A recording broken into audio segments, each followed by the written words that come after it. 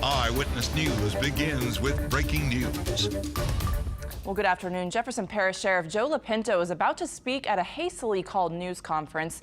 It comes within hours of attorneys for the Modesto Reyes and 14-year-old Tremal McGee families addressed reporters demanding the Jefferson Parish Sheriff's Office come forward with information regarding each case respectively. We need transparency. No longer is silence the call of the day.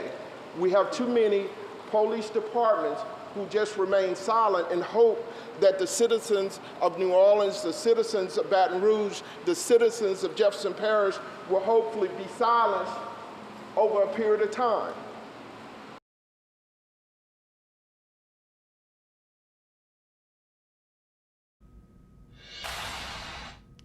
All right, and as we said, the sheriff is speaking now, so we want to listen in on this.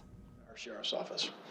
And really, I wanted to have this press conference in order to address a few facts. The fact of it is suing the sheriff's office is something that we take very seriously. But we take our obligation even more. Our obligation is to collect evidence on the scene. Our obligation is to obtain witness statements. Our obligation is to be able to present all of that to the district attorney, not to a civil attorney. Mr. Henry, the civil attorney in this case, made it very clear, and I quote him, to get enough facts to put into a viable lawsuit. That's what his goal is, to try to piss me off enough so I have all the evidence laid out in front of you right now. I'm here with an empty table because it's not appropriate for me to be able to put evidence out there that could influence a witness statement. The physical evidence never changes. The physical evidence is collected on the scene. It never changes. What can change is people's opinion, people's statement. And those statements is very particular of whether they coincide with the physical evidence or they don't coincide with the physical evidence.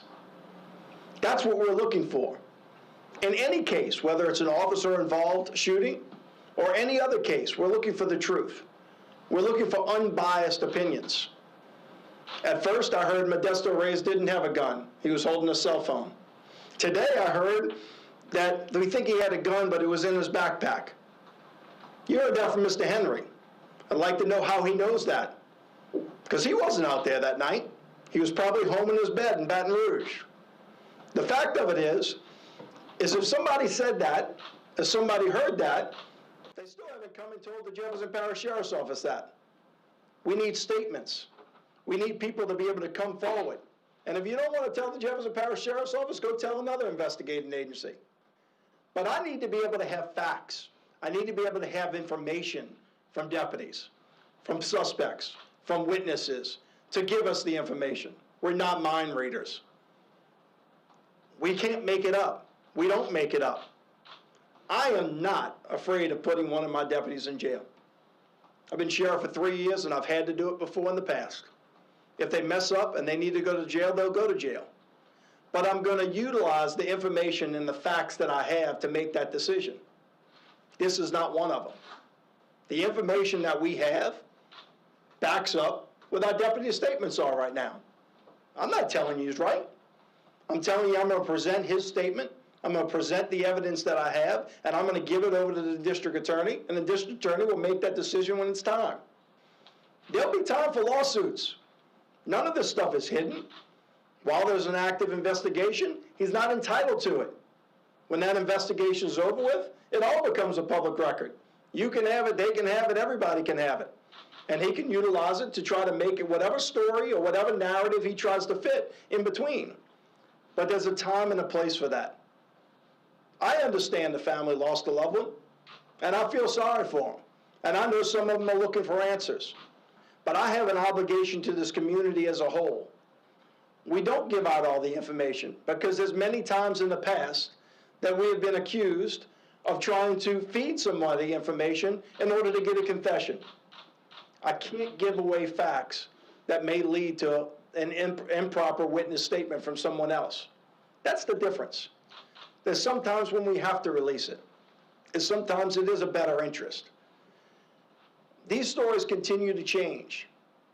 I've heard that Mr. Modesto Reyes was on his cell phone, that he was shot 7 times, that he was handcuffed and he was tased.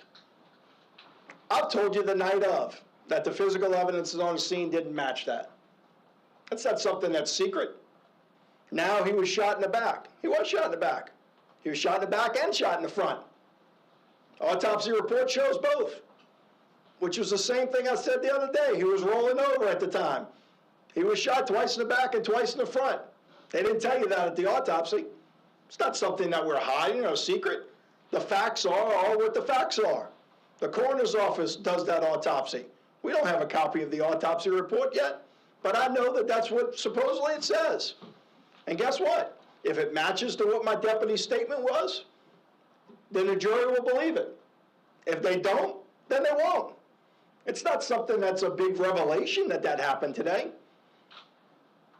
The fact of it in this case, Mr. Modesto Reyes had 2 guns, one in each hand, one of which was stolen. That's what happened. That's what happened that night. That's what we have in front of us. If we have somebody that contradicts from that and wants to come give a statement, come on, we'll take it. But to continue to spread a false narrative for the sake of trying to get a payday in a civil suit is inappropriate. The narratives exist. My job is to make sure that we can try to get to the truth. In this case, I believe my deputy. Sometimes I don't. In this case, I believe my deputy, because the facts that we've been able to gather back them. We can't allow false narratives from civil attorneys to continue to rule the day. That's what it is. You know what they call that in the legal world? Hearsay. There's not one person that's got in front of these cameras and said, I was out there, I saw this, I did that. You allow a hearsay, an attorney that has no facts whatsoever, that will never testify at any trial, to stand in front of any camera and give whatever facts just to see if something sticks. It's not fair, because it's not the system and the rules that we have to play by. We have a set of rules. I've got to follow those rules. That's why you have elected me as your sheriff. I'm going to continue to follow those rules and do what we're supposed to do. But I'm certainly not going to sit there and change the rules because we have one person that wants to sit there and try to make an issue out of everything we do. It's not fair. It's not fair for this community. It's not fair for Jefferson Parish. We have a phenomenal community here. White, black, Hispanic, doesn't make a difference. I can feel the support in all the communities right now. I truly can. It's not a time that I haven't walked around over the last few weeks that I haven't been called out thanking us for the phenomenal job that we're doing. I'm not going to let a small group of individuals tarnish that reputation. We have a great reputation in Jefferson Parish of doing the right thing. We're going to continue to go out there and do the right thing.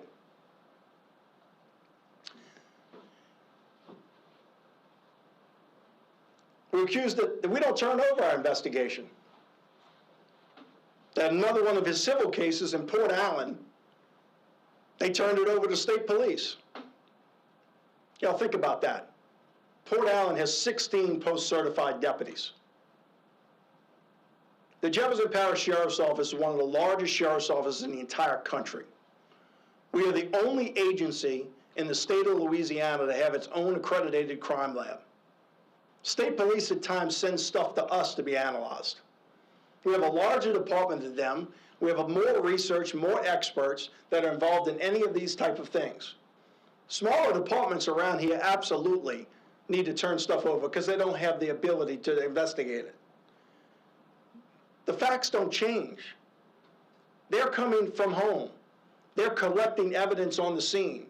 They're putting someone in a room in order to get a statement. If the allegation is that I'm planting evidence, well then guess what? Now you got to give me some facts.